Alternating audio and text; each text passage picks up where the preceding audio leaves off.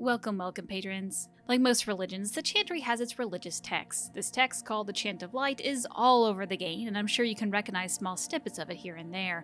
But who wrote it, and what does it even say? Well, let's talk about the Chant of Light. The history. The Chant of Light is a collection of stories about Andraste, the Maker, and the origins of Thetis. There are 4 original sections of the chant believed to have been sung around the time Andraste was killed, and together these 4 hymns are known as the portents. Over the years, other sections have been added and subtracted, and even different cults dedicated to the Maker often add their own sections to their own version of the chant.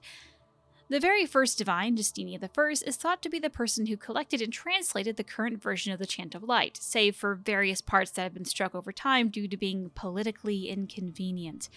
These struck verses are known as dissonant verses, with the most well-known being the whole canticle of Shartan. The most current version of the chant actually depends on who you made divine, as Liliana will bring back Shartan to the main chant.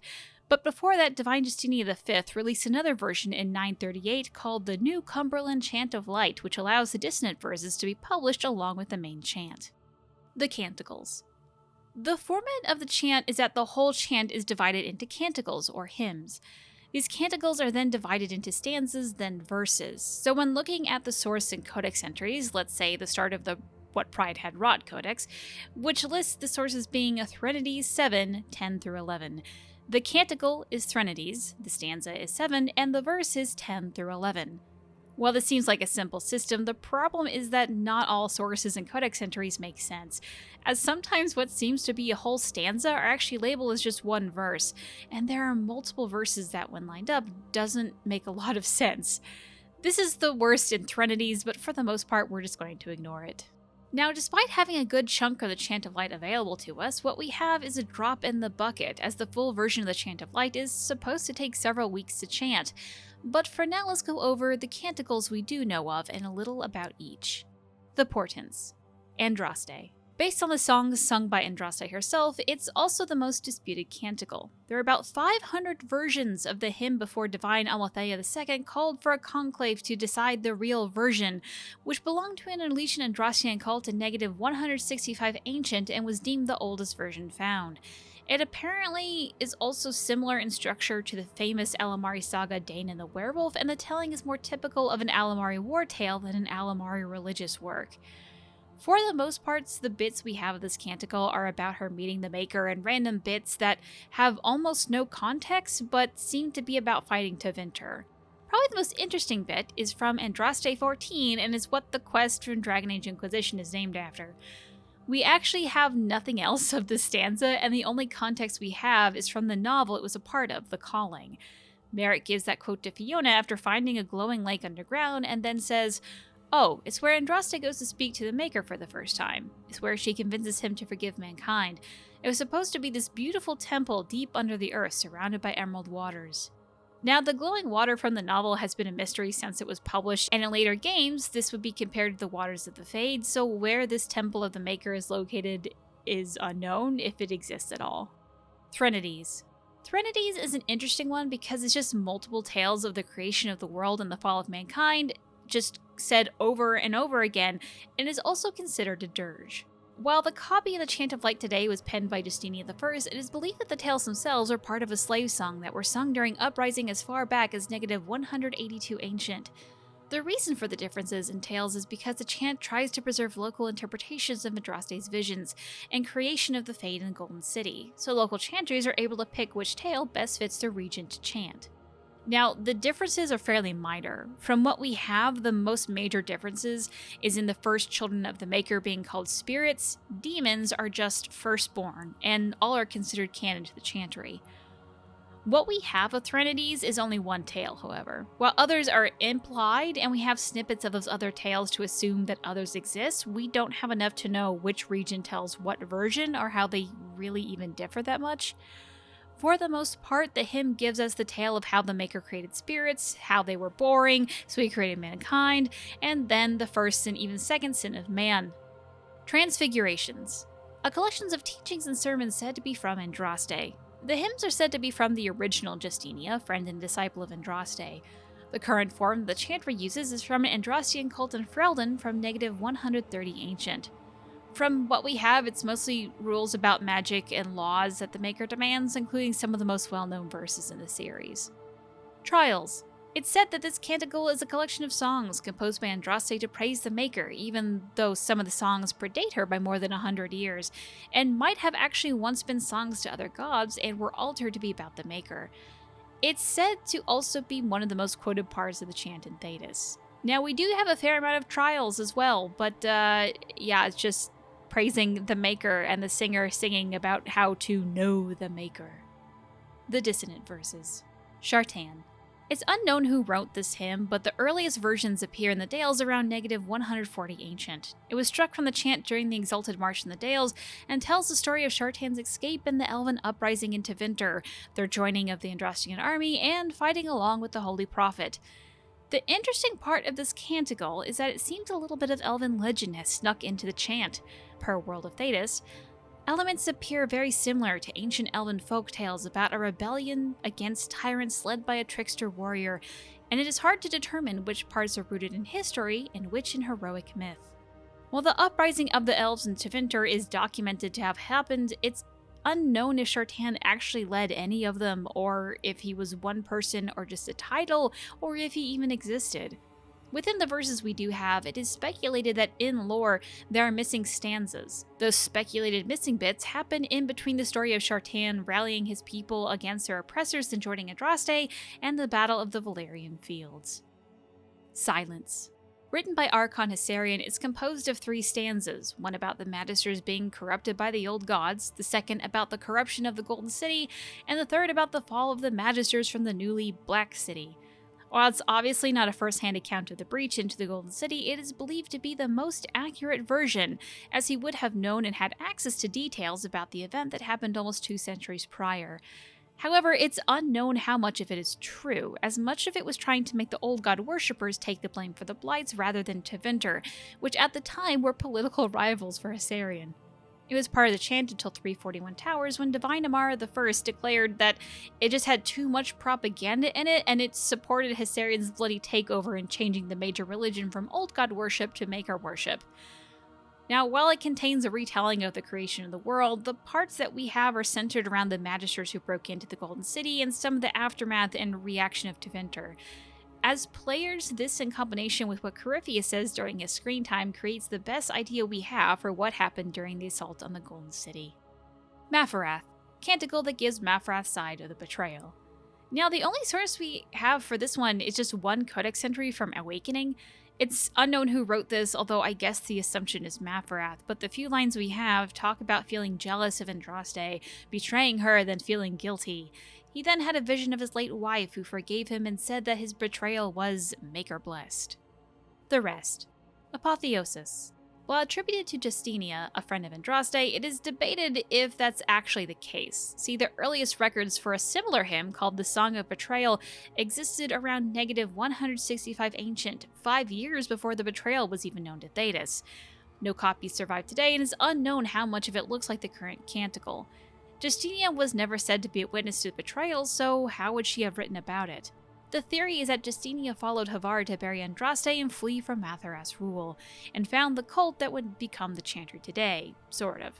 And from him, she learned what happened and then wrote about it. Other scholars say that it's just more likely that it's written by later groups who absorbed parts of the Song of Betrayal into the canticle.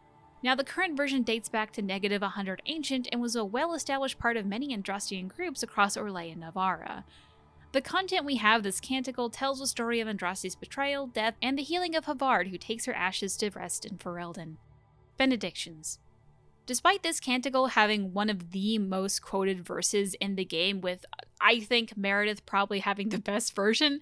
Blessed are those who stand before the corrupt and the wicked, and do not falter! We have practically no information on this entire canticle. Like, we literally have 2 verses. So from what we have, one assumes it's popular with Templars because, like, I feel every Templar just quotes it at some point. And with a name like Benedictions, it's probably about different blessings of those who are pious. Erudition. Written by Archon Hessarian, we really only have 1 verse of this, and there is 1 line of World of Thetis that talks about this hymn containing yet another story about the world's creation. From the title of this canticle, I'm assuming it's the Archon talking about what is known about the world, but I'm not actually sure. Victoria.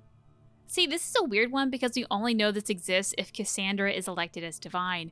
We also only have one line from this canticle, and we have no idea what it's about or why it's called Victoria. Penance. Written by Archon Hissarion, we actually have no verses to this. From the title, I assume this to be the Archon lamenting that he killed Andraste and seeking forgiveness from the Maker. Others. So despite all that I have said, there are likely more canticles that we haven't heard of yet. If you head over to the Dragon Age wiki, they also have listed a few floating verses that have never been attributed to any of the current canticles. While they might belong to an already existing one, it's also possible that they belong to one we just don't have yet. After all, it took a little over an hour for me, a dyslexic, to read all of what we have on the Chant of Light, and it's supposed to take literally weeks for chanters to say the entire Chant of Light cover to cover.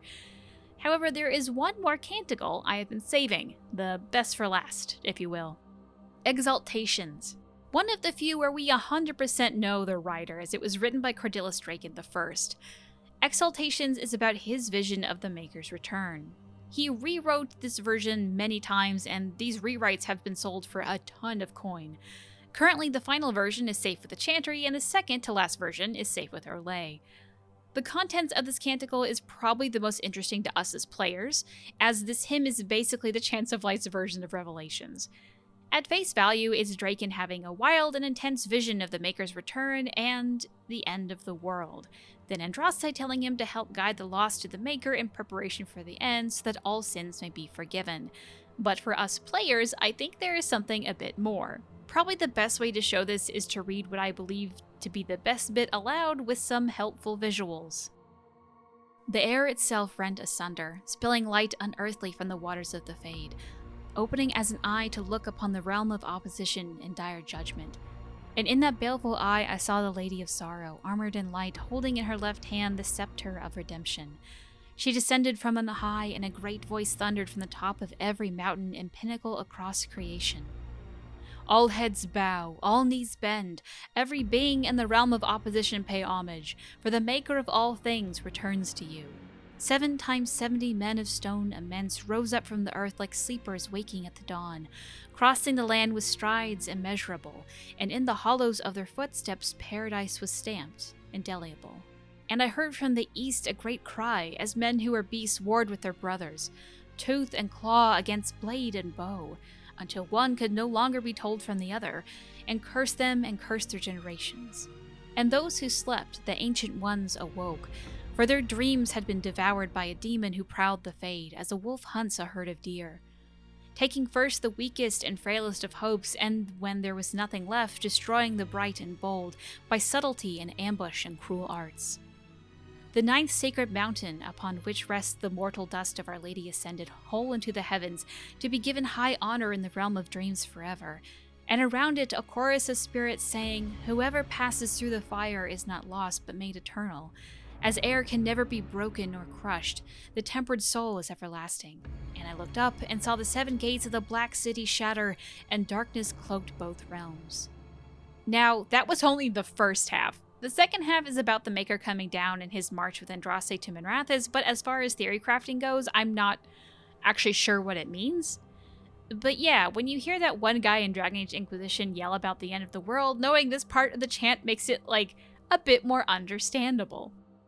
Even after the game ends, the vision seems to hint at titans, the Qunari fighting each other, the ancient elves or the Avenurs waking up, and even more that is slated to be in the next game. There is a lot of questions, and I'm sure there are more interpretations of what I'm implying here, but the part I find most interesting is the Sacred Mountain ascending into heaven, because the mountain no longer exists. Well, I guess the mountain is still there, but the Temple of Sacred Ashes is gone, so is there something more to the mountain? Or was the explosion counting it rising into heaven? I don't really know. We could honestly talk about this all day, but my main takeaway is this. I believe this small bit of writing to be the biggest hint we had for the plot of Dragon Age 4. The Imperium chant. As much as I wanted to end this video with a cool theory section, I just can't end this without talking about the differences of the Southern chant with the Northern chant. See, when the Chantry broke apart into the Vinter Chantry and the, everywhere else Chantry, Devinter remade basically everything, including the Chant of Light. We don't actually have any snippets of this confirmed Tevinter chant, but we know that the Canticle of Transfigurations was rewritten by Archon Asarion and removes the prohibitions against magic. See, after Andraste's death, Tevinter had been working on his own version of the chantry, but it just didn't solidify as much as Dracon's had. So when the Exalted March on Tevinter happened in 280 Glory and cemented the schism between Tevinter and the rest of Thedas, Tevinter looked back to what its previous version of the chantry had been. It's unknown how much the chant is different, or if they even have the same dissonant verses. Although knowing Tevinter, I would be surprised if Shartan's Canticle didn't get tossed on day one. And that, dear patrons, is all that we know on the Chant of Light. I know this was like a light overview on the actual content of the chant, but for the most part, I have included deeper discussions on these parts in videos where it's relevant, so I just didn't find it necessary. Maybe in the future we can do a deep dive canticle by canticle, but for now, do you still have lingering questions, proof that I'm wrong, comments about your own fan theory? Feel free to tweet me at Gilderthon on Twitter or send a PM to user Gillinon on Reddit. Duress Sherall.